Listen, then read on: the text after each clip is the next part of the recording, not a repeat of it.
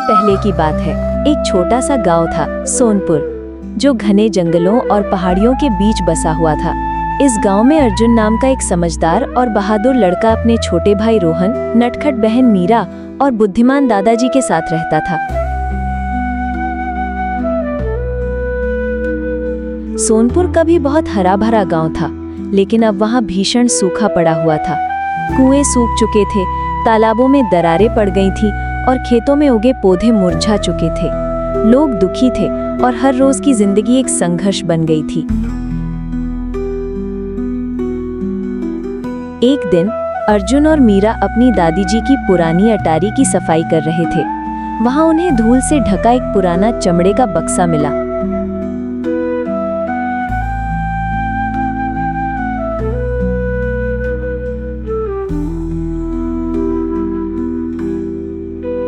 जब उन्होंने उसे खोला तो उसमें एक पीला पड़ा नक्शा और एक मुड़ी हुई डायरी मिली। मीरा चिल्लाते हुए बोली, भैया देखो, ये नक्शा कितना अजीब है। अर्जुन दौड़कर आता है और देखता है।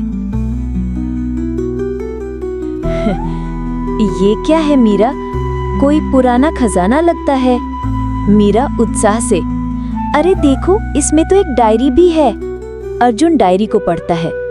उसमें लिखा था कि सोनपुर के पास ही एक प्राचीन जल स्रोत है, जिसे हमारे पूर्वजों ने छिपाकर रखा था। ये स्रोत इतना शक्तिशाली था कि पूरे गांव की प्यास बुझा सकता था, लेकिन उसे खोजने के लिए 3 कठिन पहेलियों को हल करना होगा। दादाजी वो नक्शा देखकर गहरी सांस लेते हैं। दादाजी, क्या ये कोई खजाने का नक्शा है? ये हमारे पूर्वजों की विरासत है। ये खजाना सोने का नहीं, बल्कि एक प्राचीन जल स्रोत है, जो पूरे गांव को जीवन दे सकता है।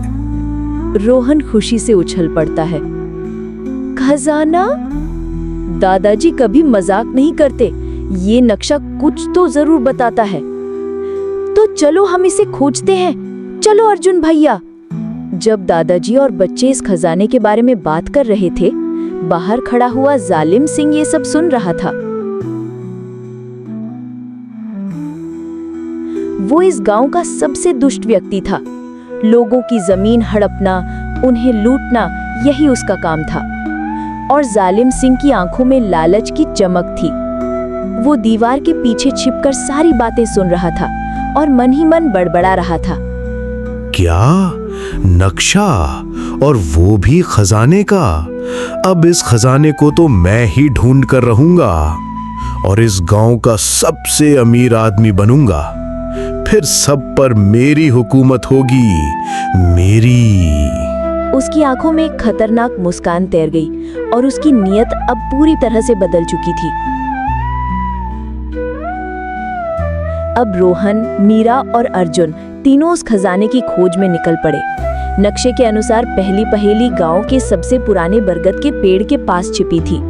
तीनों भाई बहन वहां पहुंचे और इधर-उधर देखने लगे।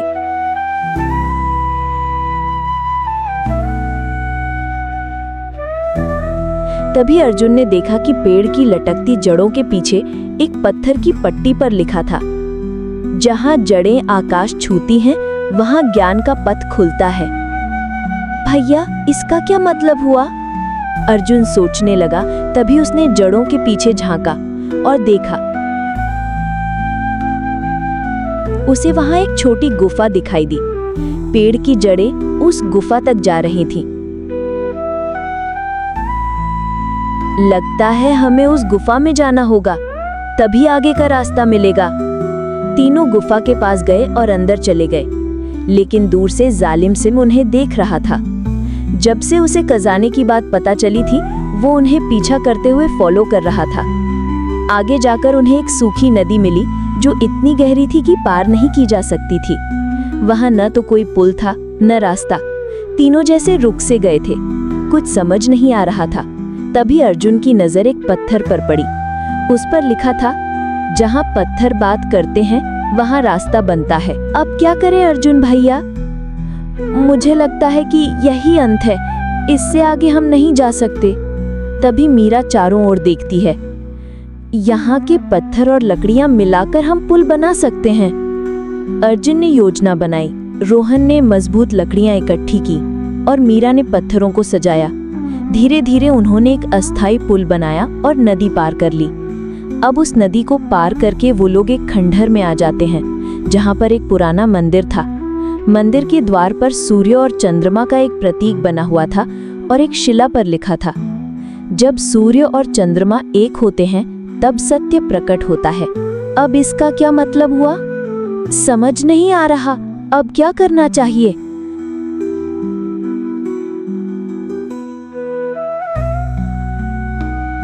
तभी वहां जालिम सिंह पहुंच गया।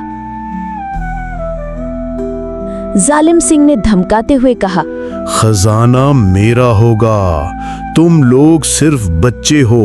पर अर्जुन, मीरा और रोहन डरे नहीं। रोहन को मंदिर की दीवार पर एक प्राचीन घड़ी दिखाई दी, जिसमें सूर्य और चंद्रमा का संरेखण दिखाया गया था। भैया, अगर हम इस घड़ी को इस स्थिति में घुमाएं तो? जैसे ही रोहन ने घड़ी को सही स्थिति में घुमाया, मंदिर का फर्श धीरे धीरे खिसकने लगा और नीचे जाने वाली एक गुप्त सीढ़ी खुल गई। वे सीढ़ियों से नीचे गए और एक विशाल भूमिगत गुफा में पहुंचे।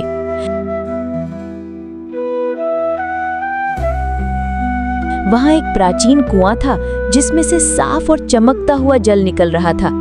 ये पानी किसी अमृत से कम नहीं लग रहा था। अर्जुन मुस्कुराते हुए बोला, यही है असली खजाना। तभी जालिम सिंह वहां पहुंच गया और जैसे ही उसने पानी देखा, निराश हो गया। पानी? मुझे तो सोना चाहिए था। ये सोने से भी कीमती है।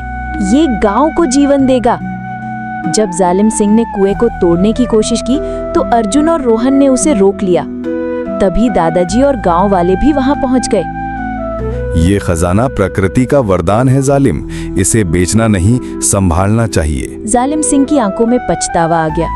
उसने पहली बार महसूस किया कि सच्चा खजाना वो होता है जो सभी के काम आए। जल्द ही कुएं से निकलने वाले पानी को गांव तक पहुंचाया गया। खेतों में हरियाली लौट आई। लोग मुस्कुराने लगे। सोनपुर फिर से सजीव और हरा भरा हो गया। अर्जुन, मीरा और रोहन अब गांव के नायक बन चुके थे। जालिम सिंह भी बदल गया। अब वो गांव के लिए काम करने लगा। दादाजी सबको इकट्ठा कर कहते हैं, सच्चा खजाना कभी सोना चांदी नहीं होता, वो होता है पानी, प्रकृति, एकता और समझ। अर्जुन मुस्कुराकर कहता है, और हाँ, कभी कभी बच्चों की हिम्मत भी बड़ों से बड़ी होती है।